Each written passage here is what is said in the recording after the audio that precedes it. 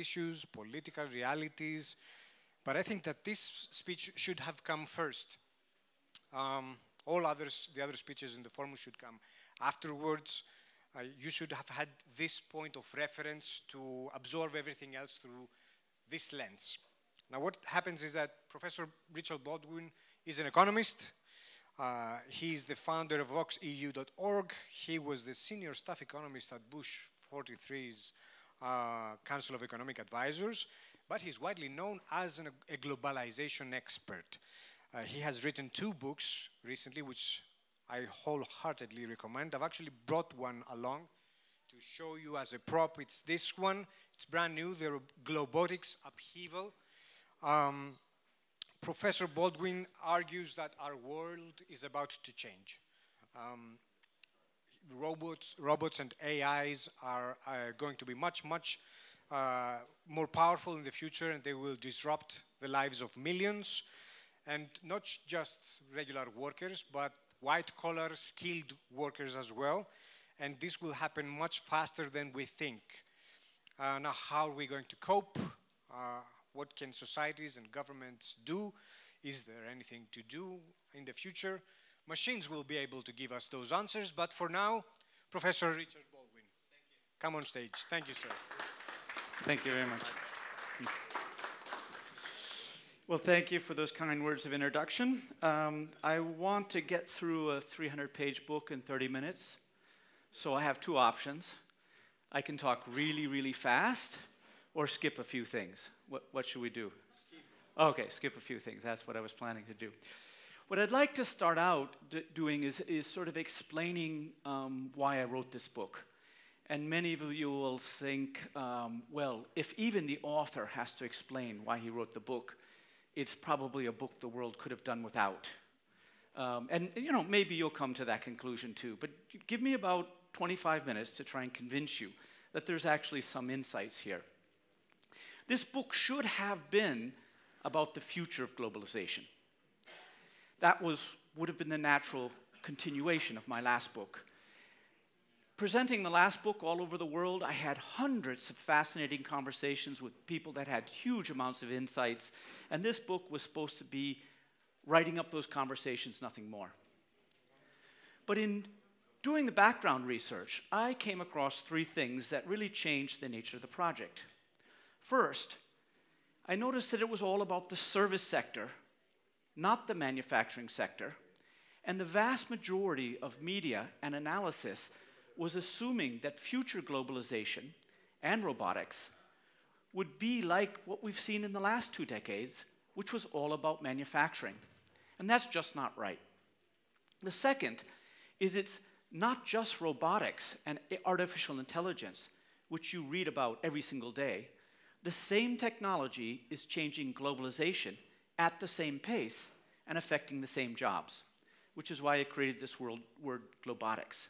And lastly, it's coming faster as RI, which is remote intelligence. And when I talk about robotics, I'm going to be talking about white-collar robots, software robots, not the physical robots you see in the news all the time. So let me do first telemigration. Telemigration is just people sitting in one nation working in offices in another. So it's the gig economy gone global. It's international freelancing. It's telecommuting, but with people who are sitting in a different country. Now, this is in many ways easy to understand, but the vast majority of people I've talked to have not quite understood how important it is and how fast it's changing. So I brought with me today 2 videos, 2 one-minute clips, to illustrate telemigration, high-end and low-end migration. So this is low-end migration. It's about Joseph, and there's not much sound, so you have to actually read along. Here we go.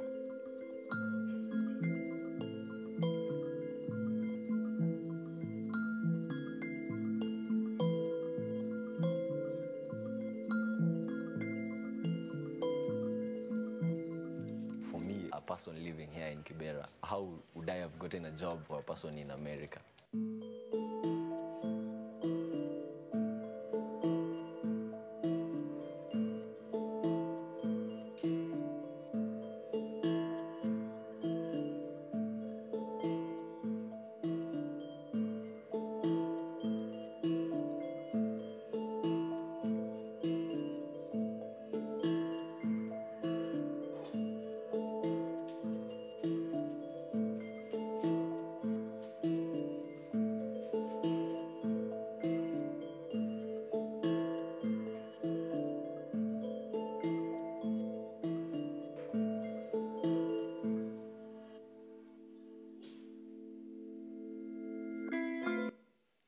So I hope you noticed that last fact there. This is the low end. The Kenyan government's training 1 million people to join this workforce, and that's just one country. Now, these low-end jobs could in many ways be viewed as not very threatening to people in rich countries. But there's another part of it, the high-end jobs, that's done through a platform called Upwork, and many others like it. I'm Adrian McDermott, and I'm the Senior Vice President of Product Development for Zendesk. Zendesk is a cloud-based customer service platform.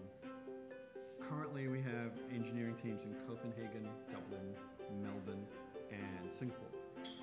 We have a large support presence in Manila. We had a need to build a team that focused on integrations and finding people with very diverse skills and knowledge of other people's software. The market in the Philippines in terms of developers is basically owned by Upwork. Everyone is either on Upwork or Upwork curious. It was clear to... So what that is professionals who sit in Manila, just to take one of examples, but there's over 100 companies, 100 countries registered on Upwork and millions of workers. High-end professional people working in offices in rich countries, mediated via Upwork. And that I think, will be very important in the way it changes the nature of work and, in essence, brings direct wage competition into the white-collar and professional sector in rich countries. Now, that's something that's important. For one, most of us work in the service sector. 80 or 90% of people in rich countries work in the service sector. And up till now, they haven't known anything about globalization or international wage competition. Well, some sectors, yes, but most not. For a very simple reason, that up until recently, services were considered non-traded, because for many types of services, the service provider and the service buyer have to be in the same room at the same time.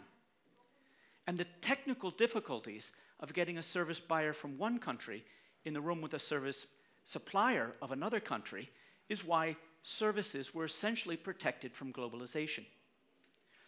But remote people are becoming less remote because of digital technology. For a whole range of reasons, whether it's machine translation or excellent telecommunications or collaborative software platforms like Trello and Slack and Base, these changes are opening up the world of service to direct wage competition, which will be good for some and bad for others, but in any case it will be very disruptive, and this future globalization is affecting a group of people who aren't used to globalization. Now, when I talk about robots, there's again 2 types of white-collar robots. There's a low-end robot. The most well-known one is called robotic process automation. And if you've never heard of RPA, you really have to look it up and see what it is, because it's changing the world in offices very, very fast. It's not huge yet, but it's growing very, very fast. One of the biggest companies is called Blue Prism, and it went public a couple years ago, but there's many others. UiPath, Automation Everywhere, Work Fusion. There's a big platform competition going on here. Now, this is what it looks like. That's the robot. And now you can see why they don't put pictures of software robots on articles. It's not very sexy. It's not very attractive. But that's what it is. It's in essence a macro.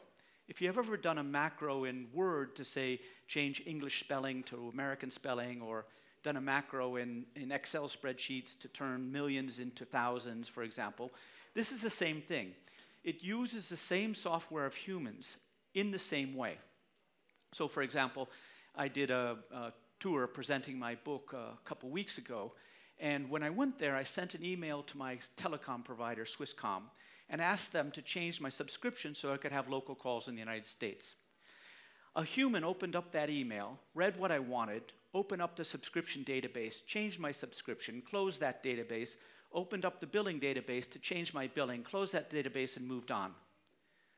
RPA does exactly the same thing in exactly the same way using exactly the same tools, because now computers can read emails and understand what's in them. That's replacing a whole set of office workers in a relatively quick way, and their capacities are expanding. This is the high end.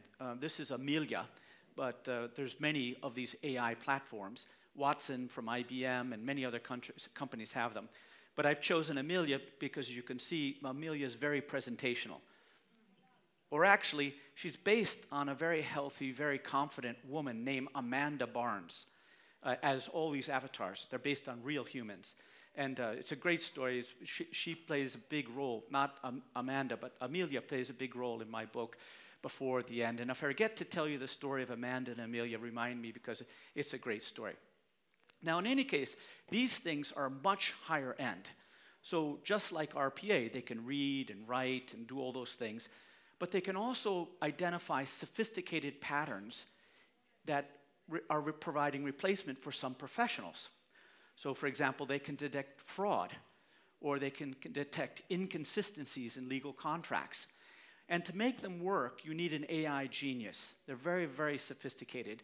So they're only used by the largest companies and implemented by the largest companies, banks and things like that. RPA is very simple and is moving up. So these things are coming together. Now, at this point, many people will be thinking, well, this is just old wine in new bottles. I've created a few new words to sell a few books, which is always good fun, but nothing new. And when I started doing the background research, I convinced myself that this time really is different. And in doing so, I created some intellectual infrastructure bits that convinced me that this time is different. And that's what I want to share with you for the next few slides, is why I believe it's really different, hoping you will believe it as well when you're done. So the first one is it's about service jobs, not just factory jobs. And I mentioned that before, but I think it's absolutely critical. Office workers and professionals are unprepared for automation and globalization. Service sector jobs, or most of them, were not subject to automation because computers couldn't think. In essence, you needed a human to do many, many things, and a computer couldn't do it, so they didn't face automation. And they didn't face competition from abroad because of this problem of getting service providers and service sellers together. So these people up here, these are the ones in the next few years going forward will be affected by globalization and automation. That's 80% of the economy, so it's very, very large.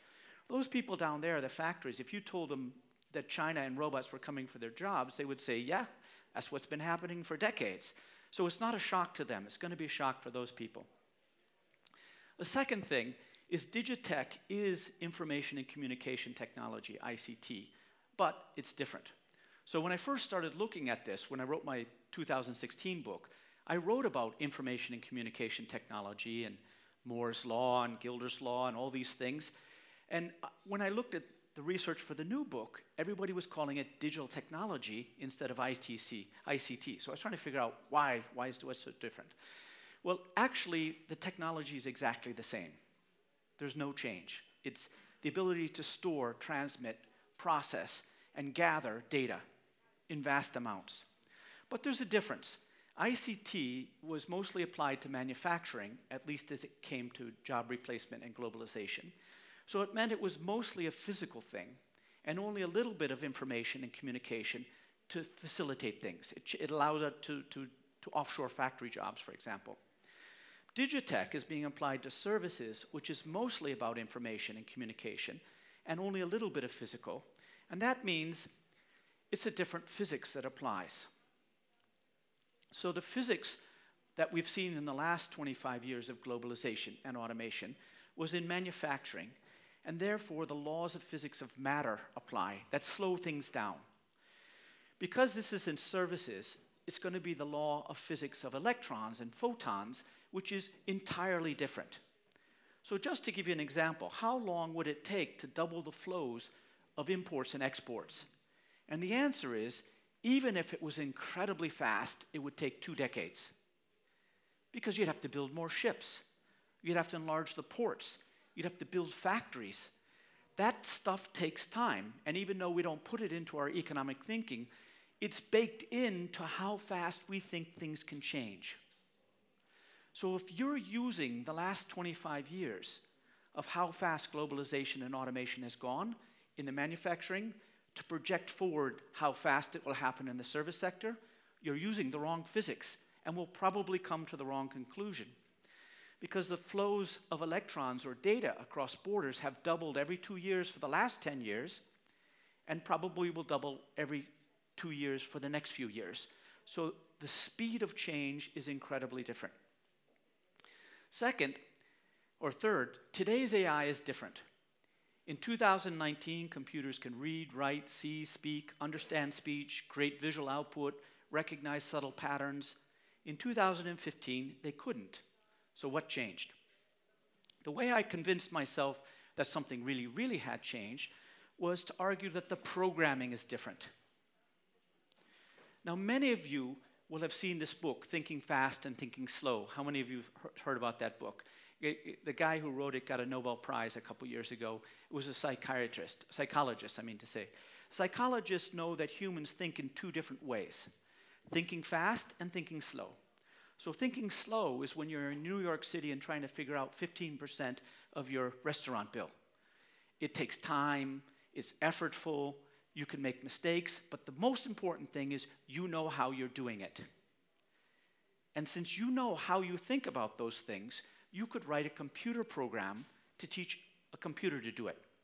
It's logical, it's conscious, it's effortful. So anything that we knew how to do thinking, that's thinking slow, we could teach a computer to do. Like anything from algebra to tracing out circles, we could do that. Now, what we couldn't do back then was teach computers to think fast. Thinking fast is unconscious, effortless. You do it many things at the same time. For example, if you're watching a video on your iPhone, walking down the stairs and stumble, you can, at the same time, recognize that there's a cat in the video, catch yourself from stumbling and not fall over. And if you think about what you just did, you would have required an enormous supercomputer to take care of all those calculations, and you were doing it effortlessly at the same time, but most importantly, you don't know how you did it. And as a consequence, until recently, computers, robots could not walk over rough ground. They could not recognize cats. Now, the way we got through that was with machine learning, which is a particular type of artificial intelligence.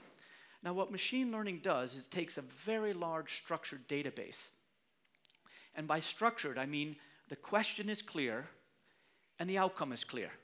And you have 1 million observations where this is true. Then the AI geniuses use various algorithms like neural networks or deep learning to estimate a very large statistical model that makes guesses based on the inputs. Now, that statistical model is so complex and so nonlinear that even the AI geniuses don't know how the computer recognizes that a cat is a cat, just like our own brains. But the point is that machine learning allowed computers to do things that were never possible before, and many of those things are useful in the workplace. So all of a sudden, you do not need a human to read an email. You can get the computer to open it up, look through it with no structure whatsoever, and find out what they want. Now, it doesn't work every time, but it works a lot of times. So, in essence, this new programming has opened up a whole set of cognitive capacities for computers. That's why this time is different. It's not just more faster Excel spreadsheets or bigger databases. Computers qualitatively can act in different ways. Fourth, digital disruption. Funny thing about all this stuff is it's totally predictable. Moore's law, for example. How many of you have heard of Moore's law? The doubling. Okay, so it's just the processing speed doubles every 18 months or every 2 years. That's been going on since Richard Nixon was president. Totally predictable. And yet you continually find businesses disrupted by digital technology. So how could that be that it's predictable but unexpected? And we even have a name for it, digital disruption. Happens again and again. So trying to explain to myself that this is for real, I constructed this little model here.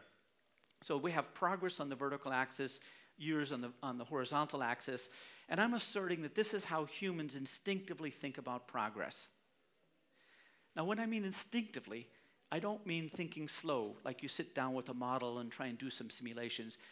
It's when somebody tells you that half the trucks in Greece will be driven by autonomous computers in 5 years.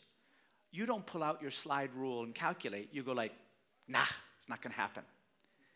Because you instinctively look back what happened in the last 2 or 3 years, and you think what's going to happen in the future won't be that different. Maybe a little faster, but equal increments. So in essence, you're predicting the future increments on past increments.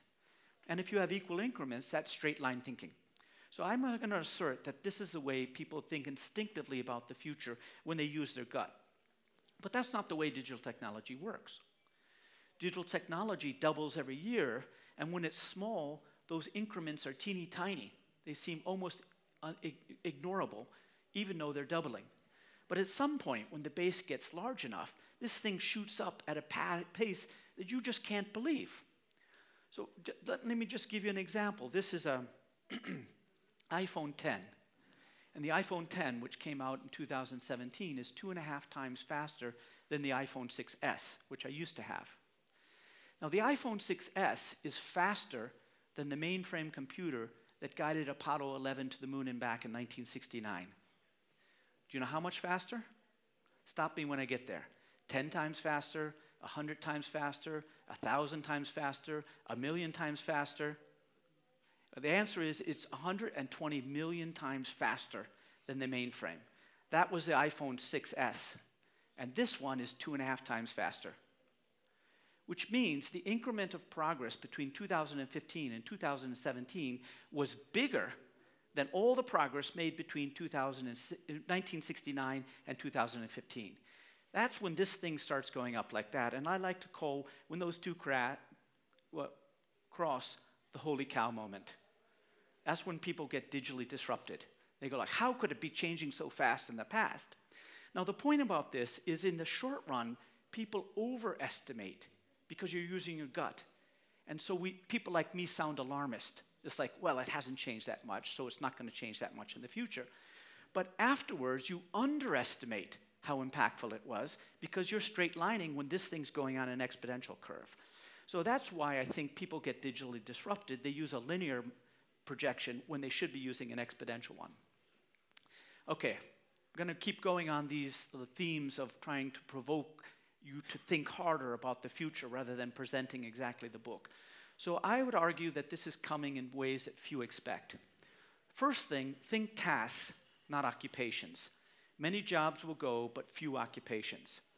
When I was out in Los Angeles 3 weeks ago presenting this book, a particularly aggressive journalist interviewed me, and he said, these 5 jobs, how many of them will still be in 5 years? And the answer is all of them, of course, just fewer. And I think this is a systematic misthinking of artificial intelligence in particular. They think like, okay, a self-drive, let's say a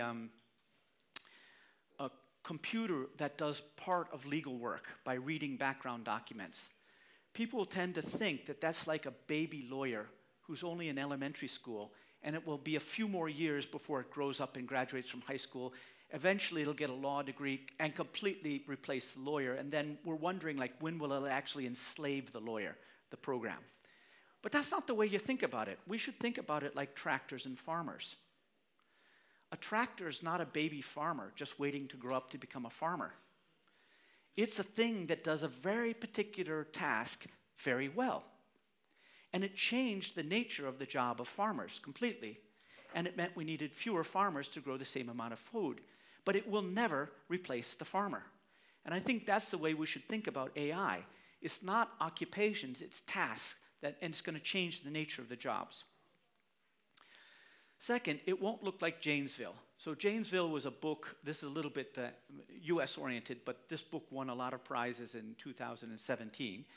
It was a story of a small town in Wisconsin where a GM factory closed, and then one of the parts makers for the GM factory closed, and it traces through the suffering of the community, increases in suicides and alcoholism and rises in poverty and all those sorts of things. So it's a gripping story.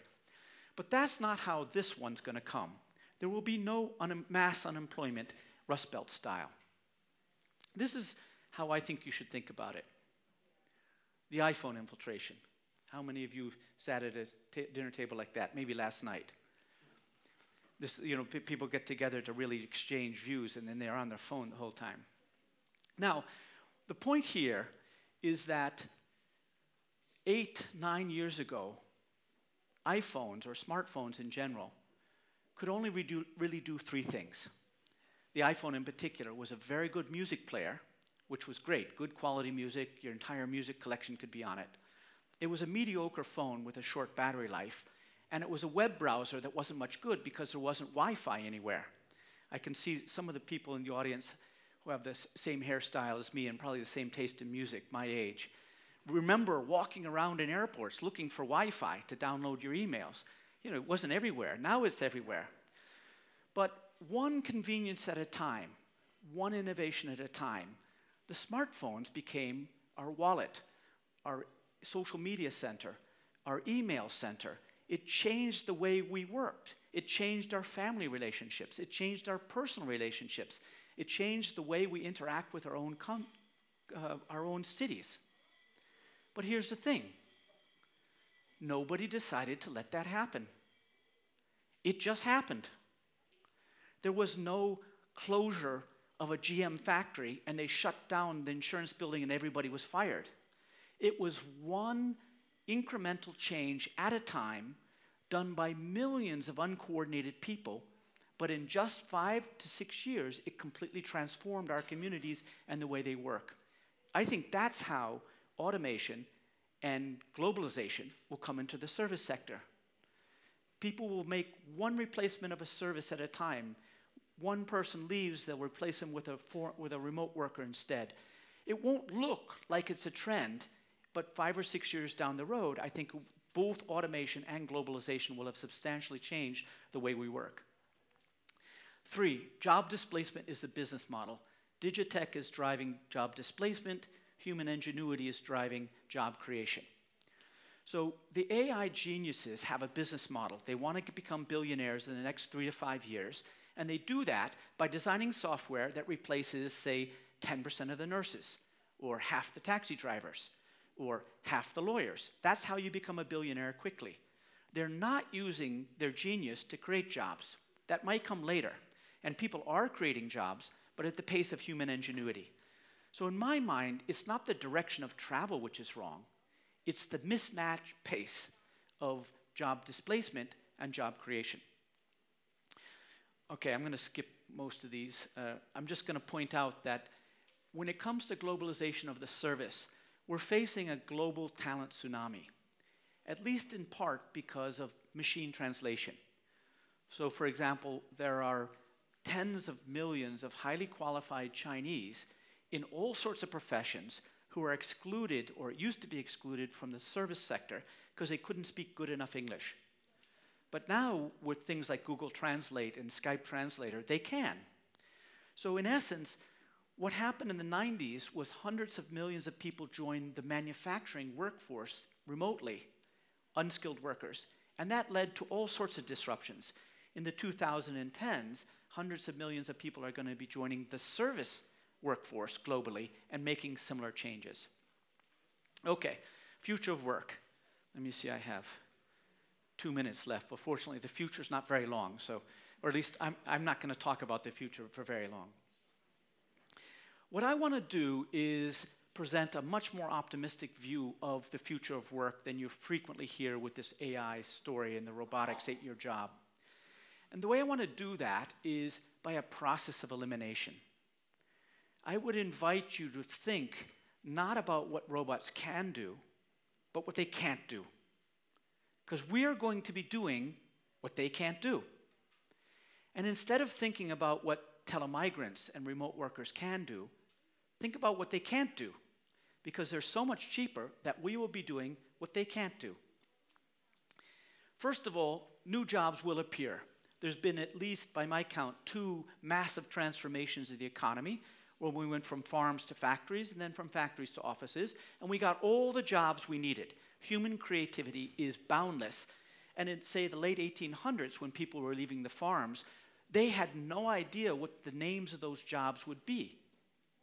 But they knew the talents they would need. they would be working in factories with relatively manual things. So our societies changed the whole educational system so that everybody could read, write, obey instructions, sit down and pay attention, show up on time. That's what you needed to have a job in a factory, regardless of whether you were making pharmaceuticals or electric fans. Nobody knew about those things when they left. And the same thing, when we went from factories to offices, we invented huge sectors of services without knowing what they would be, but we had an idea that we would need higher skills to take advantage of those. And therefore, we pushed people into higher education to take advantage of it. Now, the next one, I think, will be very different. Future jobs. Globots will do what they can. In other words, white-collar robots and telemigrants will do what they can because they're going to be so cheap. We will do what the Globots can't. So the question you should be asking yourself when thinking about the future of work is, what can't Globots do? So what can't AI do? Now, there are some very good studies, one of my favorites by McKinsey Global Institute called A Future That Works, where they go through what current AI can do and map it up to US jobs. And they see which jobs are automatable and which skills and tasks and activities are most automatable. And if you go through that report and squint your eyes, what you see is that AI can't do the most human tasks. So AI is not very good at managing groups of people, or motivating people, or creativity, or curiosity, or applying ethics, or providing empathy. So the most human task AI can't do. And in the book, I write up why I think that's true, and there's a variety of people who talk about why AI can't do that and is unlikely. But it has to do with these big structured data sets.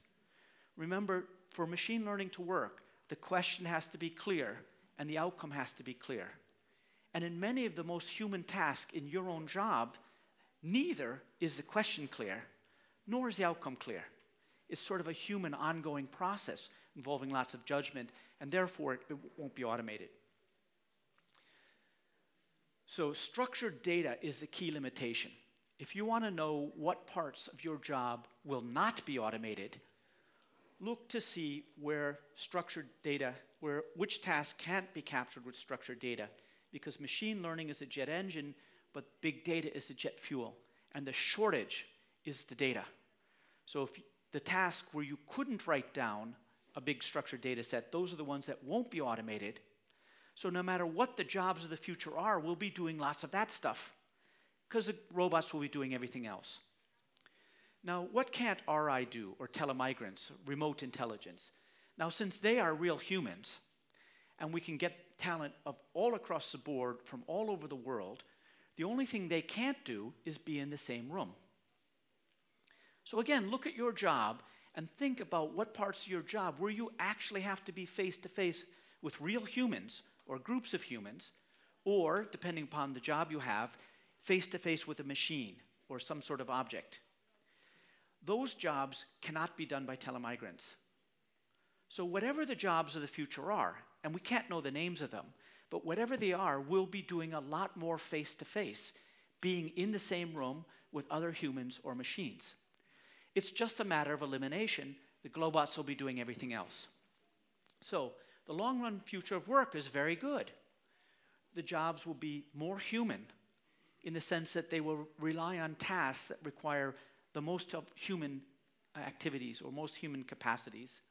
And they'll be more local because if you have a job that can be done remotely, it'll be done remotely by somebody sitting in Kenya or Philippines or Brazil or Argentina. And we'll be richer because all this automation and globalization will increase our productivity. Hopefully we'll be more generous. So wonderful thing, the future, right? More human, more local, the jobs will be more interesting, we'll be more richer, we'll be more generous, buy more from the local economy. That's all very good. I'm an optimist in the long run.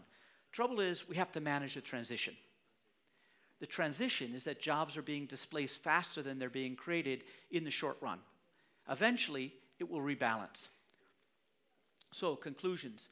Globots are coming faster than most think and in ways few expect, because most people are using the past 2 decades of automation and globalization in the manufacturing sector to think about what's going to happen in the next 2 decades in the service sector. And that's a big mistake. This will create a better world of work if we manage the transition.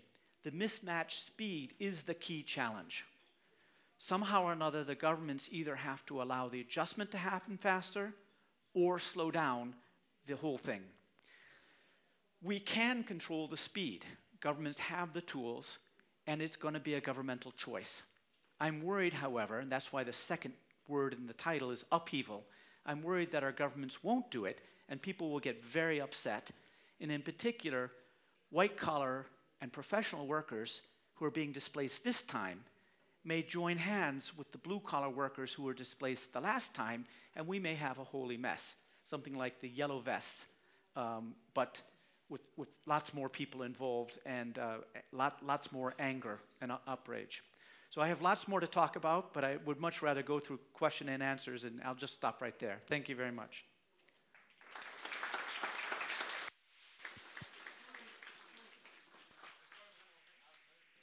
Let's do this more structurally. Okay.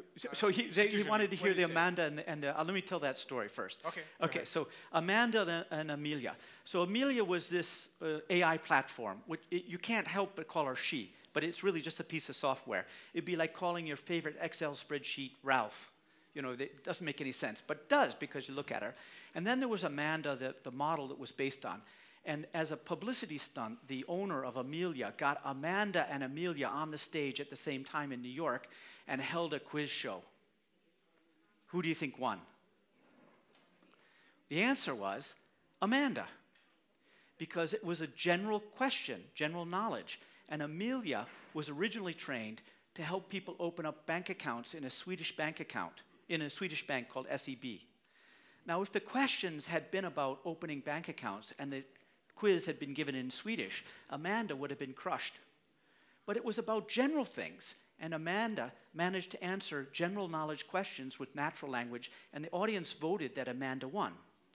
Now, the point is that companies all around the world will be holding competitions between the Amandas of this world and the Amelias of this world, and the times when the Amandas win will be because of the most human talents that they have, dealing with unknown situations in this particular, having general knowledge, understanding what the guy was saying, where Amelia will win in other situations where the knowledge is codified, it's relatively clear what the questions are, and she can immediately answer it. Actually, she could do 1,000 quiz shows at the same time, but that's really what the world of work is going to be determined by. Some cases Amanda will win, some cases Amelia win, and it won't be occupation by occupation, it'll be task by task. Sorry, I interrupted your flow there. No problem, but we don't have any more time for questions, so thank you very much for this. Thank you. Thank you very much.